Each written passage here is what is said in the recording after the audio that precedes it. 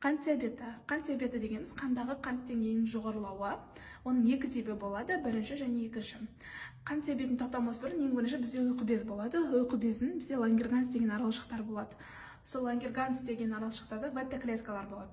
Бета-клеткалардан бізде орталығынан инсулин бөлінсе, перифериясынан глюкагон бөлінеді. Ол екеуінің қызметі бір-біріне қарама-қарсы. Ең бірінші инсулинге тоқталайық. Бізде мынау қан айналымы. Қан айналымында бізде глюкоза болады. Сол глюкозаны қан айналымынан алып, инсулин глюкозамен байланысып алып, тіндерге қарай барады. Тіндерде бізде рецептор болады. Инсулин сол рецептормен бірге байланысып алады да, сөйтіп глюкозаны тіндерге қарай тасымалдайды. Ал глюкагон болса, бұған қарама-қарсы әсер береді.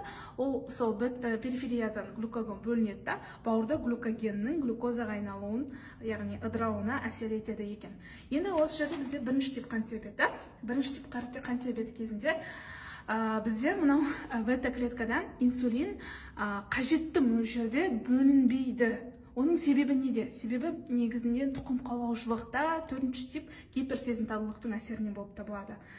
Бізде организмде өзімізде Т клеткалар деген болады. Сол Т клеткалар өз ұйқы бездегі бета клеткаларын жоя бастайды. Ал бета клеткалар бізде инсулиннің өндірілуіне әсер етеді.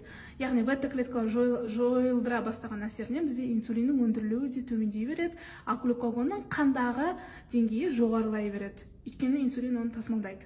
Енді осылайша бізде инсулин төмендейді, глюкагон жоғарылайды, тіндерге бара алмайды, өз қызметін атқара алмағандықтан бізде симптомдар пайда бола бастайды.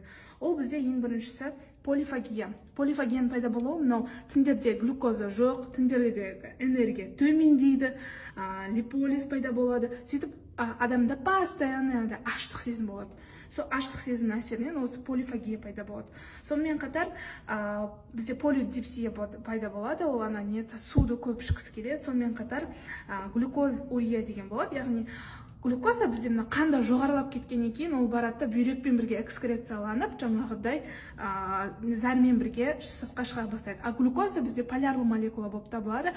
Ол глюкоза барған жерде бізде су полярлы болғаннан кейін артынан су да кете береді. Сондықтан адамда обезвоживание пайда болуы да мүмкін.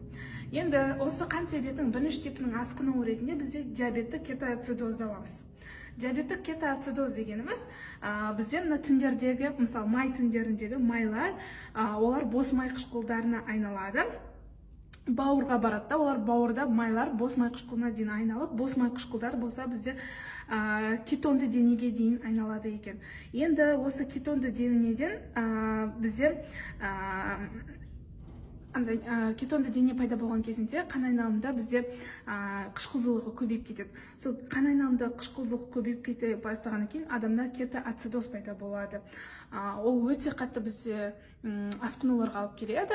Ол бізде кусмауль тынысына, яғни адамда патологиялық тынысқа дейін алып келіп соқтыруы мүмкін. Бұл тақырып бұнымен біткен жоқ, талғасы бар.